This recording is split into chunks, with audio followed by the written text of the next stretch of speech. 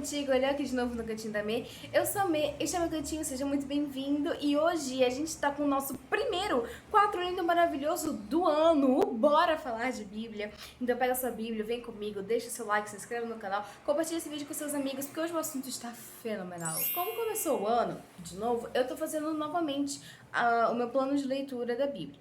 A meta é o quê? Ler a Bíblia toda ao longo do ano. Muito legal, eu super recomendo pra galera que tá lendo a Bíblia. Fiz isso ano passado no meu Instagram, vou até tentar organizar os destaques pra você poder ter essa oportunidade de acompanhar o plano de leitura que eu fiz ano passado e compartilhar com vocês. Mas aí, quando eu tava lendo a Bíblia, eu cheguei na parte de Êxodo, que fala a respeito do tabernáculo, que é uma das coisas mais importantes e sagradas do Velho Testamento.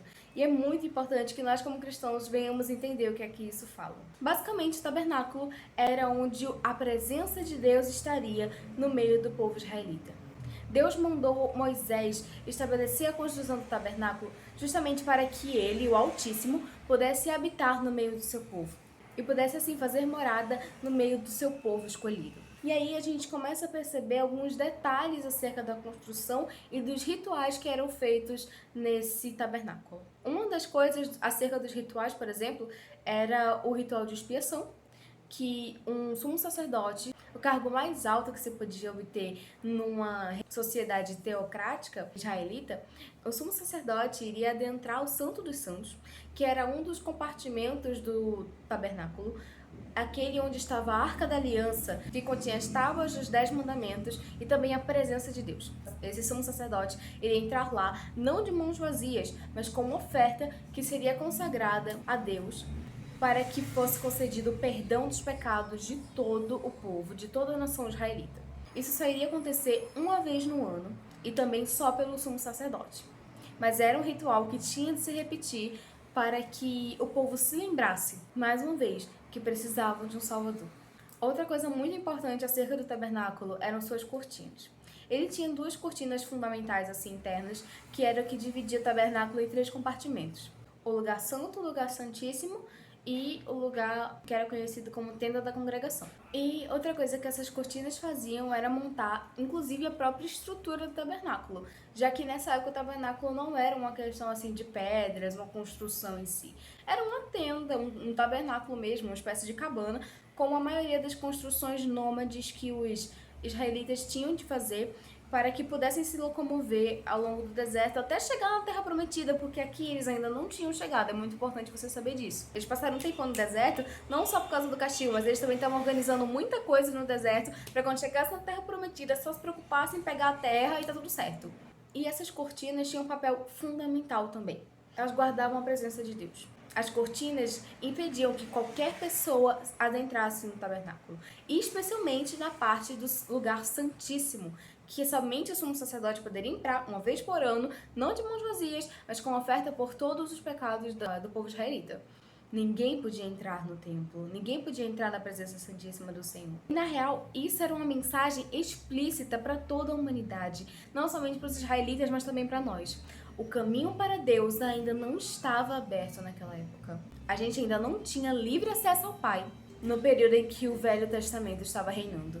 Quando a gente vai dar uma lida em Hebreus, a gente acaba tendo uma explicação ainda melhor sobre o que significa o tabernáculo, tanto para aquele povo israelita naquela época, naquele contexto, quanto para nós, cristãos, depois da vinda de Cristo, e sobre como a gente consegue entender melhor todo o sacrifício que ele fez por nós. Lá em Hebreus capítulo 9, versos 9 e 10, vai explicar acerca do tabernáculo, e o autor, que é desconhecido, a gente não sabe, mas especialistas, galera que estuda isso, teólogos, afirmam que era provavelmente um sacerdote, porque pelo conteúdo da carta a gente percebe que era alguém que tem muito conhecimento sobre os rituais e sobre tudo da teologia judaica. Então a galera acredita que era um sacerdote, que se converteu ao cristianismo. Aí o autor vai dizer pra gente acerca do tabernáculo o seguinte: é isto uma parábola para a época presente, e segundo esta se oferecem tantos dons como sacrifícios, embora estes, no tocante à consciência, sejam ineficazes para aperfeiçoar aquele que presta culto, os quais não passam de ordenanças da carne, baseadas somente em comida e bebida, e diversas abluções, impostas até ao tempo oportuno de reforma. O que ele está querendo dizer é que aqueles rituais que eram oferecidos, em especial esse ritual que era grandão, o do sumo sacerdote que entrava no tabernáculo, na presença santíssima de Deus, eram sacrifícios que não promoviam transformação de vida para aquele que executava o sacrifício. Até porque, se realmente promovesse transformação de vida, não precisaria ser repetido. Porque uma vez que uma pessoa sacrificasse um animalzinho, ela não ia estar mais pecando, estaria completamente liberta do pecado e não precisaria sacrificar de novo no outro ano. Entendeu? Mas aqueles sacrifícios serviam justamente para enfatizar a necessidade do ser humano de um redentor.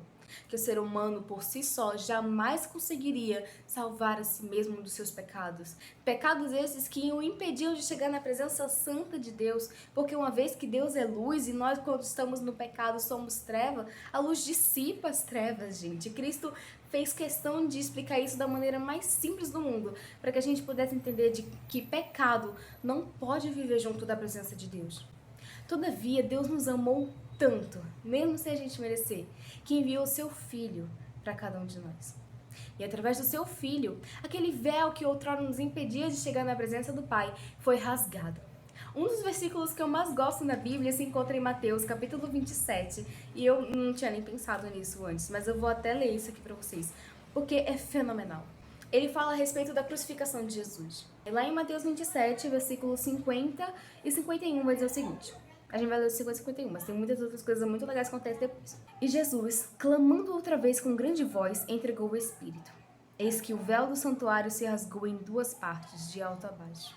Tremeu a terra, fenderam-se as rochas. Quando Jesus entregou o seu Espírito por amor a cada um de nós, o véu que nos impedia de chegar à presença do Pai se rasgou. Agora nada mais nos impede de chegar na presença do nosso Deus. Nós podemos ter livre acesso a Ele como filhos amados. O pecado não nos impede mais, porque agora que cremos em Cristo Jesus, nós somos totalmente perdoados. Cristo é o nosso fiel advogado. Ele é aquele que, por meio do seu sacrifício, pode transformar as nossas vidas. O sacrifício dele foi único e suficiente, uma vez que através dele a gente pode ter mudança de vida. Uma vez que através dele o pecado não nos domina mais. E através do sacrifício de Cristo, nós somos salvos, temos livre acesso ao Pai. Somos trazidos para a família celestial. Somos tidos para o Pai como filhos amados. Somos co-herdeiros de Cristo para com Deus. Tudo isso porque Ele nos amou muito e se entregou por cada um de nós. Outrora, aquilo que significava a presença física de Deus entre os homens, o tabernáculo, a arca da aliança, foi transformado, foi substituído por esse novo testamento. O testamento que se baseia na morte do seu testador, mas que não morreu tão somente, ressuscitou por amor a cada um de nós, para nos trazer vida e vida em abundância. Vida na presença daquele que é a própria vida, o próprio Deus. Voltando para o livro de Hebreus, agora no capítulo 10, verso 10 ao 18, a gente vai ler o seguinte. Nessa vontade é que temos sido santificados, mediante a oferta do corpo de Jesus Cristo, uma vez por todas. Ora, todo sacerdote se apresenta dia após dia a exercer o serviço sagrado e a oferecer muitas vezes os mesmos sacrifícios, que nunca jamais podem remover pecados. Jesus, porém, tendo oferecido para sempre um único sacrifício pelos pecados, assentou-se à destra de Deus, aguardando daí em diante até que os seus inimigos sejam postos por estrado dos seus pés. Porque com uma única oferta aperfeiçoou para sempre quantos estão sendo santificados. E disto nos dá testemunho também o Espírito Santo, porquanto após ter dito, esta é a aliança que farei com eles, depois daqueles dias, diz o Senhor. Porém no seu coração as minhas leis, e sobre a sua mente as escreverei. Acrescenta, também de nenhum modo me lembrarei dos seus pecados e das suas iniquidades para sempre. Ora, onde há remissão destes, já não há oferta pelo pecado. Sabe o que isso significa? É que Cristo já pagou o preço. O preço para nos livrar totalmente do pecado. O preço para nos livrar do peso dos rituais e de daquela culpa que nós estávamos carregando conosco. Cristo já pagou o preço. E o sacrifício que ele fez foi suficiente, foi único, perfeito. Ninguém precisa fazer mais nada, você não precisa fazer nada. Você precisa somente, para obter essa misericórdia, crer. Crer que o que Cristo fez por você naquela cruz foi suficiente para te salvar. Foi suficiente para que o peso do pecado não estivesse mais nas suas costas, porque Ele já levou lá na cruz o preço do meu e do seu pecado.